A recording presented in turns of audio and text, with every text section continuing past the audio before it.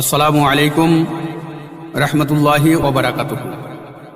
সমস্ত প্রশংসা বিশ্বনিয়ন্তা মহান আল্লাহ রব্বুল আলামিনের জন্য।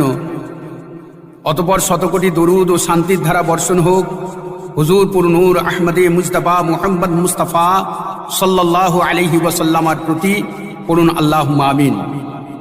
শ্রদ্ধেয় ইসলাম হিতাকাঙ্ক্ষী মুসলিম সুধী সমাজ, আজকে আমি আপনাদের সম্মুখে বিসমিল্লাহির রহমানির রহিম সম্পর্কে দু চার কথা বলে আমি আমার বক্তব্যের সমাপ্তি করব ইনশাআল্লাহ। বিসমিল্লাহির রহমানির রহিম সম্পর্কে প্রথমে ছন্দের মাধ্যমে শুনুন। কলমা কোরআনে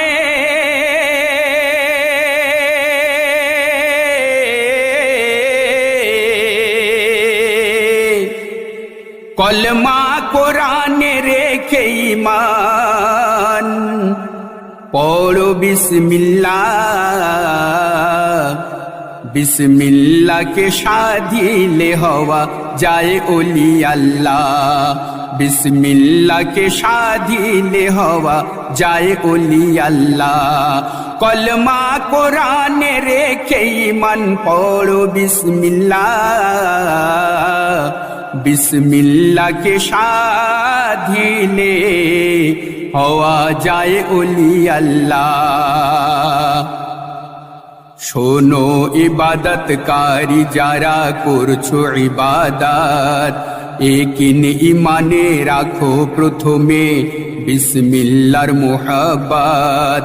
বিসমিল্লাহির রহমানির রহিম 19টি অক্ষর, 786 মাঝে আছে বিসমিল্লাহর খবর। বিসমিল্লাহ গলদ হলে হবে আধার আখেরাত, ভেদ জানিতে খাঁটি পীরেরই কাছে হও বায়াত। তাই তওবা করে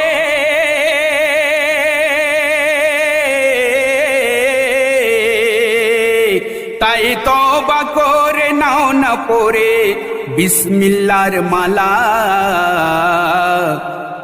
বিসমিল্লাহকে সাধিলে হওয়া যায় ওলি আল্লাহ, বিসমিল্লাহকে সাধিলে হওয়া যায় ওলি আল্লাহ।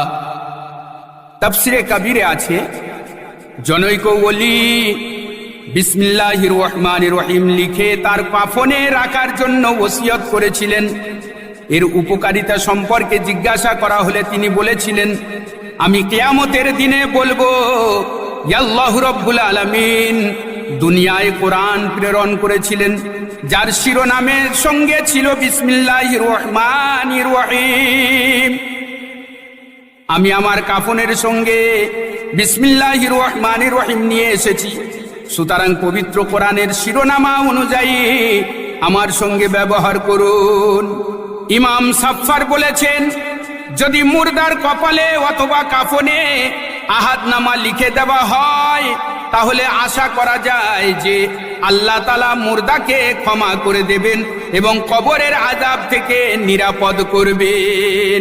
হযরত আমির মুআবিয়া রাদিয়াল্লাহু তাআলা আনহু হুজুর পাক সাল্লাল্লাহু তাআলা আলাইহি ওয়াসাল্লামার নখ মুবারক, চুল মুবারক তার চোখে এবং কপালে মুখে রেখে দেওয়ার জন্য ওসিয়ত করেছিলেন। এই সমস্ত উদ্ধৃতি হতে দিবালোকের ন্যায় প্রমাণ হয় যে কবরে বিসমিল্লাহ শরীফ, দোয়ায়ে আহাদনামা, সাজরা শরীফ ইত্যাদি দেওয়া জায়েজ।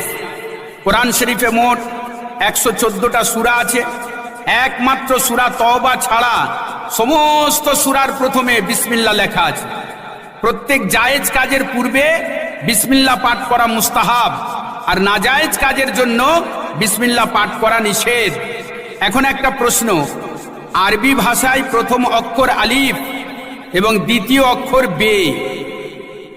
আল্লাহ তাআলা তার পবিত্র কালাম প্রথম অক্ষর আলিফ দিয়ে আরম্ভ না করে দ্বিতীয় অক্ষর বে দিয়ে কেন আরম্ভ করলেন? এর উত্তর মনোযোগ দিয়ে শুনুন। ইনসান আলামে আরওয়াহ বা আত্মা জগতে পয়দা হয়ে সর্বপ্রথম বালা শব্দ উচ্চারণ করেছিল, অর্থাৎ আল্লাহ তাআলা আলামে আরওয়াহতে বলেছিলেন, আলাস্তু বিরব্বিকুম, আমি কি তোমাদের প্রতিপালক নই? এর উত্তরে সবাই বলেছিল বালা, অর্থাৎ হ্যাঁ। ইনসানের মুখ থেকে সর্বপ্রথম বে অক্ষর উচ্চারণ হয়েছিল, তাই আল্লাহ তাআলা তার পবিত্র কালাম বে অক্ষর দিয়ে আরম্ভ করেছেন, যাতে কালামুল্লাহ শরীফ পাঠ করার সাথে সাথে বান্দার আলামে আরওয়ার কথা স্মরণ হয়ে যায়। বে অক্ষরের কথা সংক্ষেপে আলোচনা করলাম ভাই। এবার ছন্দের মাধ্যমে শুনুন। কলমা কোরআনে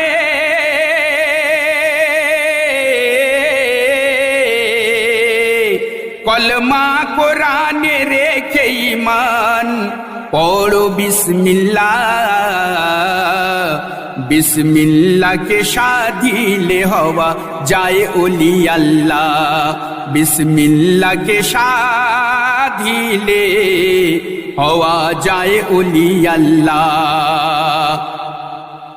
ফজর জোহর আসর মাগরিব এশা যখন হয়, মুমিন তখন ওযু করে দাঁড়ায় মুসাল্লায়। ওযু না করিলে ওগো হবে না নামাজ, ওযু করেই তবে নবী গিয়েছেন মিরাজ।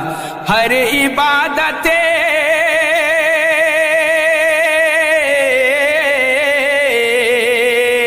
হর ইবাদতের শুরু জেনে নাও এই কালামুল্লাহ, বিসমিল্লাহকে সাধিলে হওয়া যায় ওলি আল্লাহ, বিসমিল্লাহকে সাধিলে হওয়া যায় ওলি আল্লাহ। কলমা কোরআনে রেখে ঈমান পড়ো বিসমিল্লাহ, বিসমিল্লাহকে সাধিলে হওয়া যায় ওলি আল্লাহ।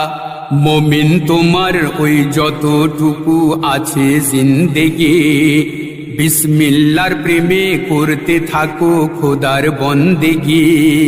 মসজিদে বসে নামাজ শেষে করো মুনাজাত, বিসমিল্লাহর ওসিলাতে খোদা করে দাও নাজাত। বিসমিল্লাহ বলে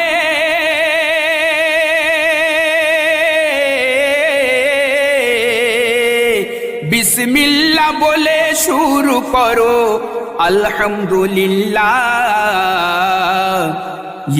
এ হালিম হয়ে যাও বিসমিল্লাহ ফানা ফিল্লাহ, এ হালিম হয়ে যাও বিসমিল্লাহ ফানা ফিল্লাহ, এ হালিম হয়ে যাও বিসমিল্লাহ ফানা ফিল্লাহ। কলমা কোরআনে রেখে ঈমান পড়ো বিসমিল্লাহ, বিসমিল্লাহকে সাধিলে হওয়া যায় ওলি আল্লাহ।